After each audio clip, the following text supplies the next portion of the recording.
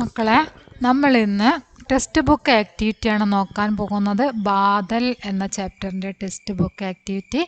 അതിൽ നിങ്ങൾക്ക് ഫസ്റ്റ് തന്നെയുള്ള ഒരു ക്വസ്റ്റ്യൻ, ബാദൽ ക്യോം സുന്ദർ ലിഖ്തേ ഹേ എന്നാണ് ചോദിച്ചിരിക്കുന്നത്. ബാദൽ മേഘം, മേഘം എന്തുകൊണ്ടാണ് സുന്ദരമായിട്ടിരിക്കുന്നത്, വളരെ മനോഹരമായിട്ടാണ് മേഘം ഉള്ളത്, എന്താണ് അതിന് കാരണം എന്നാണ് ചോദിച്ചത്. ആൻസർ നോക്കാം. हवा बादल को पकड़कर लाती है, आसमान में बादल काले कंबल जैसे छा जाता है, वह बहुत सुंदर लगता है. हवा बादल को पकड़कर लाती है. കാറ്റ് മേഘത്തിനെ പിടിച്ചു കൊണ്ടുവരുന്നു. ആസമാൻ മേ ബാദൽ കാലെ കമ്പൽ ജൈസെ ഛാ ജാത്താ ഹെ, ആകാശത്ത് മേഘം കറുത്ത കമ്പിളി പുതപ്പ് പോലെ വ്യാപിക്കുന്നു. ഇത് വളരെ സുന്ദരമാകുന്നു. അതാണ് വളരെ സുന്ദരമാകാനുള്ള കാരണം എന്താണ്? കമ്പിളി പുതപ്പ് പോലെ വ്യാപിക്കുന്നത് കൊണ്ട് അല്ലേ. ആസമാൻ മേ ബാദൽ കാലെ കമ്പൽ ജൈസെ ഛാ ജാത്താ ഹെ. ഫുള്ള് പഠിക്കാൻ പ്രയാസമുണ്ടെങ്കിൽ ഇവിടെ നിങ്ങോട്ട് പഠിക്കാം. ആസമാൻ മുതൽ കേട്ടോ. ആസമാൻ മേ ബാദൽ കാലെ കമ്പൽ ജൈസെ ഛാ ജാത്താ ഹെ എന്ന് മാത്രം തന്നെയെങ്കിലും പഠിക്കാം. ഓക്കെ, അപ്പം ഇനി അടുത്ത ക്വസ്റ്റ്യൻ നോക്കാം. അടുത്ത ക്വസ്റ്റ്യത്തിൽ വരുന്നത്, बादल के बरसने पर कौन कौन खुश होते हैं. बादल के बरसने पर कौन कौन खुश होते हैं. മഴ പെയ്തപ്പോൾ ആരൊക്കെയാണ് സന്തോഷിച്ചതെന്നാണ് ചോദിച്ചത്. മഴ പെയ്യുമ്പോൾ സന്തോഷിക്കുന്നത് ആരൊക്കെയാണ്? നമ്മൾ ഈ കവിതയിൽ ആരൊക്കെ സന്തോഷിച്ചു എന്നാണ് ചോദിക്കുന്നത് കേട്ടോ. നമ്മൾ ഈ കവിത പഠിച്ചപ്പം ആരൊക്കെയാണ് ഇതിൽ സന്തോഷിച്ചത്? പശു, മോർ അല്ലേ, മയില്, പിന്നെന്തായിരുന്നു? ആൻസർ എഴുതിയത് നോക്കാം.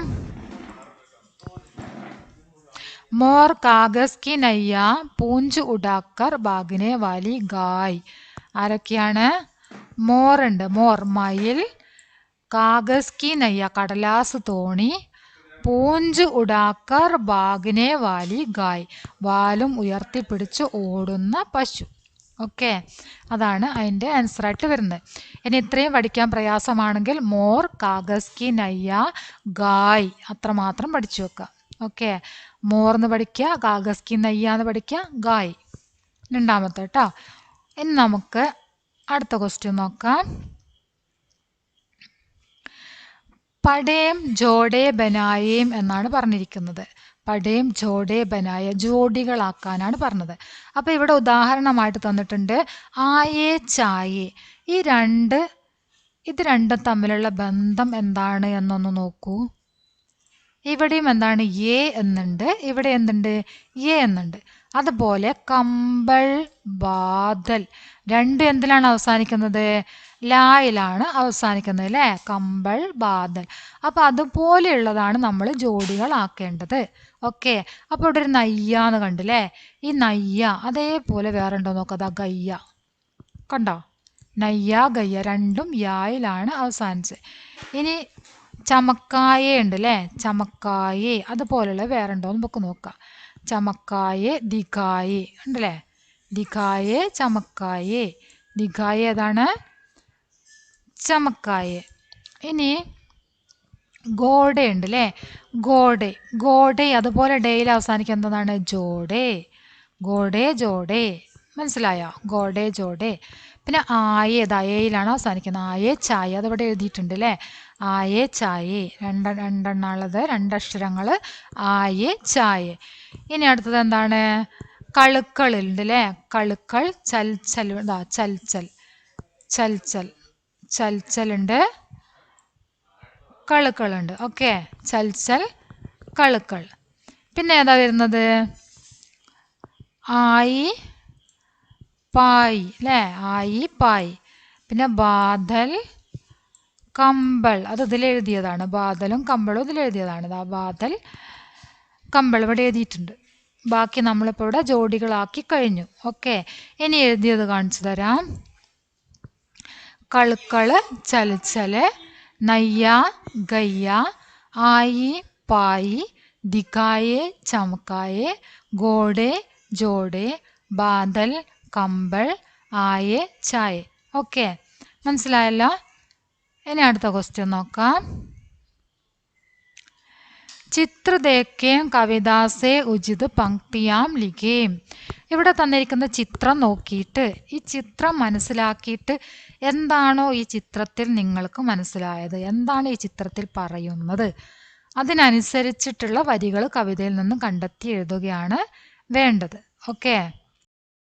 ചിത്ര ദേഖേം കവിതാസെ ഉചിത് പങ്ക്തിയാം ലിഖേം എന്നാണ്. ഈ ചിത്രം നോക്കി മനസ്സിലാക്കിയിട്ടാണ് നമ്മൾ കവിതയിൽ നിന്നും വരികൾ എഴുതേണ്ടത്.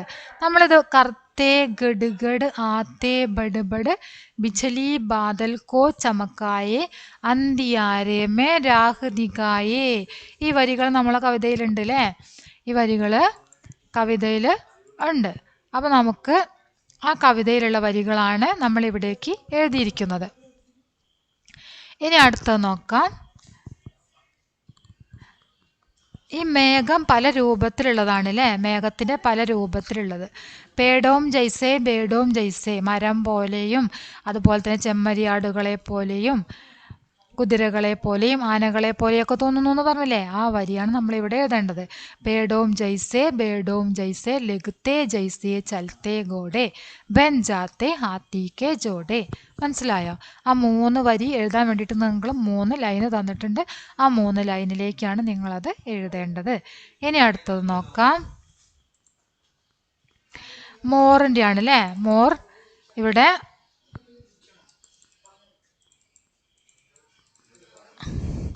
मोर मखने मन चूम चनन चन झूम झूम कर नाच दिखाए गुश हो होकर गाना गाए. എന്താണ് മോറിൻ്റെത്? മോർ മഗ്നെ മൻ ചൂം ചനൻ ചൻ झूम झूम कर नाच निगाए गुश हो होकर गाना गाए. മോറ് സന്തോഷത്തോടെ നൃത്തം ചെയ്യുന്നു, സന്തോഷത്തോടെ എന്ത് ചെയ്യുന്നു? പാട്ട് പാടുന്നു അല്ലേ? ആ വരികളാണ് നമ്മൾ ഇവിടെ എഴുതേണ്ടത്.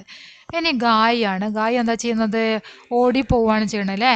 ബർസേ ബാദൽ കളുക്കള് ചല് ചല് തൈർ ചലി കാഗസ് കി നയ്യ പൂഞ്ച് ഉടാക്കർ ബാഗി ഗയ്യ. വാലും പൊക്കി ഓടുന്ന പശു. പിന്നെന്താണ്? കടലാസ് തോണി വെള്ളത്തിൽ ഒഴുകുന്നതും അല്ലേ? ആ ഭാഗം, ആ 3 വരി ഉണ്ടല്ലോ, അതാണ് നിങ്ങൾ ഇവിടേക്ക് എഴുതേണ്ടത്. ഓക്കെ. ഈ വരി നോക്കിയിട്ട് നിങ്ങൾ ടെക്സ്റ്റ് ബുക്കും കൂടെ നോക്കിയിട്ട് ഈ വരികൾ തിരഞ്ഞെടുത്തിട്ട് എഴുതാം. മനസ്സിലായല്ലോ? ഇനി അടുത്ത ക്വസ്റ്റ്യൻ ആണ്. കവിതാസെ പങ്ക്തിയാൻ ചുനേ ലിഖേ. വീണ്ടും അതുപോലെ തന്നെയാണ്. ഇവിടെ ആശയമാണ് തന്നിരിക്കുന്നത്. ഈ ആശയം വരുന്ന വരികളാണ് നിങ്ങൾ കണ്ടെത്തി എഴുതേണ്ടത്. ബിജലി ബാദൽ കോ ചമക്കാത്തി ഹേ അന്തിയാരേ മേ പ്രകാശ് ഫൈലാക്കർ രാഹ് ദിഖാത്തി ഹേ. നമ്മൾ ഫസ്റ്റിൽ ഇവിടെ കണ്ടല്ലോ, ഒരു പിക്ചറിന് എഴുതിയില്ലേ നമ്മളിവിടെ ഫസ്റ്റിൽ? ആ വരികൾ തന്നെയാണ് അവിടെ വരിക. കർത്തേ ഗഡ് ഗഡ് ആത്തേ ബഡ് ബഡ് ബിച്ചലി ബാദലുക്കോ ചമക്കായ അന്തിയാരേമേ രാഹുദിക്കായ. മനസ്സിലായോ? ഇത് തന്നെയാണ് അവിടേക്കും വരിക. രാത്രി ഇരുട്ടിൽ എന്ത് ചെയ്യുന്നു? ഇരുട്ടിൽ ബിജലി ഇടിമിന്നൽ വഴി കാണിക്കുന്നു എന്ന് പറഞ്ഞിട്ടുള്ള വരികളുണ്ടല്ലോ, ആ വരികളാണ് നമ്മൾ ഇവിടെ എഴുതേണ്ടത്. മനസ്സിലായില്ലേ? കർത്തേ ഗഡ്ഗഡ് ആത്തേ ബഡ് ബഡ് ബിജലി ബാദൽക്കോ ചമക്കായെ അന്തിയാരേമേ രാഹുദിക്കായെ. ഓക്കെ, ഇതിനുള്ള വരികളാണത്. ഇനി അടുത്തത് ഹവാ ബാദൽക്കോ പക്കടുക്കർ ലാത്തി ഹേ ആകാശ് മേ ബാദൽ കാലെ കമ്പൽ ജൈസെ ചാ ജാത്താ ഹേ വഹ് ബഹുത്ത് സുന്ദർ ലഗ്താ ഹേ. കാറ്റ് വരുന്നതും അതുപോലെ തന്നെ ആകാശത്തിൽ എന്താണ്? മേഘം വ്യാപിക്കുന്നതും അല്ലേ? കാർമേഘം വ്യാപിക്കുന്നതും എങ്ങനെയാണ്? കമ്പിളി പുതപ്പ് പോലെ വ്യാപിക്കുന്നു എന്ന് പറഞ്ഞുള്ള വരികളുണ്ടല്ലോ, ആ വരികളാണ് നമ്മളിവിടെ എഴുതേണ്ടത്.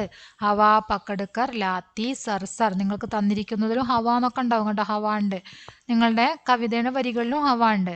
ഹവാ പക്കടുക്കർ ലാത്തി സർസർ ചായേ ജൈസേ കമ്പൾ. കമ്പൾ എന്നൊക്കെ ഇവിടെ ഉണ്ട് കണ്ടോ, കാലേ കമ്പൾ എന്നൊക്കെ. കിത്തനെ സുന്ദർ ലഗത്തെ ബാദൽ. ഓക്കെ, മനസ്സിലായല്ലോ? ഇനി അടുത്തത് നന്നെ ജൽ കണോം സേ ബാപ്പ് ബൻതി ഹേ. ബാപ്പ് പറഞ്ഞാൽ എന്താണ്? നീരാവി അല്ലേ? നന്നെ ജൽ കണോം സേ ചെറിയ ജലകണികകൾ, ജലത്തിൻ്റെ കണികകൾ കൊണ്ട് എന്താണ്? ബാപ്പ് നീരാവി ഉണ്ടാകുന്നു. ബാപ്പ് സേ ബാദൽ ബൻതേ ഹേ. ആ നീരാവിയിൽ നിന്ന് മേഘം ഉണ്ടാകുന്നു. മേഘം തണുത്തുറഞ്ഞ് മഴയായി പെയ്യുന്നു. ഈ അർത്ഥം വരുന്ന വരികളാണ് നമ്മളിവിടെ എഴുതേണ്ടത്. നന്നേ ജലക്കണ് ഗയേ ബാപ്പ് ബൻ ഉസി ബാപ്പിനെ ഡണ്ടക് പായി ബാദൽ ബർസെ ബർസ ആയി. കവിതയിലെ വരികളാണ്. ആ വരികൾ നമ്മൾ ഇവിടേക്ക് എഴുതാം. ഓക്കെ, മനസ്സിലായല്ലോ? ഇനി അടുത്ത ക്വസ്റ്റ്യൻ. बताइए बारिश के आने पर कौन कौन खुश होते हैं? बताइए പറയൂ. ബാരിഷ് കെ ആനെ പർ മഴ വന്നപ്പോൾ ആരൊക്കെയാണ് ഹാപ്പി ആയത് എന്ന് പറയൂ. ഇവിടെ തന്നിരിക്കുന്ന ചിത്രത്തിൽ ആരൊക്കെയാണുള്ളതെന്ന് നമ്മൾ ആദ്യം നോക്കി വെക്കണം. ഇതെന്താണ്? കൗവയാണ് അല്ലേ? കൗവേ. കൗവ പറഞ്ഞ എന്താ? കാക്ക. ഇത് കൗവ. കൗവ, കാക്ക. ഇതെന്താണ്? മധുമക്കിയാണ്. ഇത് രണ്ടും മധുമക്കിയാണ് അല്ലേ? മധുമക്കി പറഞ്ഞ എന്താണ്? തേനീച്ച. ഇതെന്താണ്? മേണ്ടക്കാണ്, തവള. പിന്നെ ഇവിടെ എന്താ? നദിയുണ്ട് അല്ലേ? നദിയുണ്ട്, ചട്ടാനുണ്ട്. അപ്പം നമ്മൾക്ക് ഇതിൽ ചോദിച്ചിരിക്കുന്നത് ആരൊക്കെയാണ് സന്തോഷിച്ചിരിക്കുന്നത് എന്നാണ് ചോദിച്ചത്. അപ്പോൾ ഈ പിക്ചറിൽ ആരൊക്കെയാണോ സന്തോഷിച്ചത് അതാണ് നമ്മൾ എഴുതേണ്ടത്. മനസ്സിലായോ? ബാരിഷ് എന്നിവിടെ തന്നിട്ടുണ്ട്. പദസൂര്യനാണ് നിങ്ങൾ തയ്യാറാക്കേണ്ടത്. നമ്മൾ ഈ പിക്ചറിൽ ആരെയൊക്കെയാണോ പരിചയപ്പെട്ടത് അതാണ് നമ്മൾ ഇവിടേക്ക് എഴുതേണ്ടത്. മനസ്സിലായല്ലോ? അപ്പോൾ നമ്മൾ എഴുതിയത് നോക്കാം. അപ്പോൾ നോക്കാം. പദസൂര്യൻ. നിങ്ങളിവിടെ പിക്ചറിൽ എന്താണോ എന്തിനെയൊക്കെയാണോ പരിചയപ്പെട്ടത്, ആരൊക്കെ സന്തോഷിച്ച് നിൽക്കുന്നതാണോ കണ്ടത് അതാണ് നമ്മൾ ഈ പദസൂര്യനിൽ എഴുതേണ്ടത്. ഓക്കെ, മേണ്ടക്കിനെ നമ്മളിവിടെ കണ്ടുല്ലേ? സന്തോഷത്തോടെ ചിരിച്ചു നിൽക്കുന്ന മേണ്ടക്ക്. അപ്പോൾ നമ്മളിവിടെ പദസൂര്യയിൽ എന്തെഴുതി? മേണ്ടക്കെന്ന് എഴുതി. ഇനി അടുത്തത് മധുമക്കി. മധുമക്കീനെ കണ്ടു അല്ലേ? മധുമക്കി എന്നെഴുതി. മധുമക്കി. അടുത്തത് പഹാഡ്. പഹാഡ് കണ്ടു. അതാ പഹാഡ് കണ്ടോ? പഹാഡ് കണ്ടു. അപ്പം നമ്മളിവിടെ പഹാഡ് എന്നെഴുതി. അടുത്തത് എന്താണ്? നദീനാലേ. നദീനാലേ, നദിയും തോടും അല്ലേ? അത് നമ്മൾ കണ്ടു, അതെഴുതി. ഇനി അടുത്തത് കൗവ. കൗവേനെ കണ്ടു അല്ലേ? കാക്കേനെ കണ്ടു. പേട് പൗതേ കണ്ടു. പേട് പൗതേ കണ്ടോ? പേട് അവിടെ ഉണ്ട്. പേടുണ്ട്, പൗതയുണ്ട്, ചെടികളുണ്ട് ഇവിടെയൊക്കെ. അതാ പേട്, അവിടെയൊക്കെ പേട് കാണുന്നുണ്ട്. ചെടികൾ ഇവിടെ കാണുന്നുണ്ട്. പേട് പൗതേ കാണുന്നുണ്ട്. ഒന്നുകൂടെ കാണിച്ചു തരാം. പേട് പൗതേ, മേണ്ടക്, മധുമക്കി, പഹാഡ്, നദീനാലെ,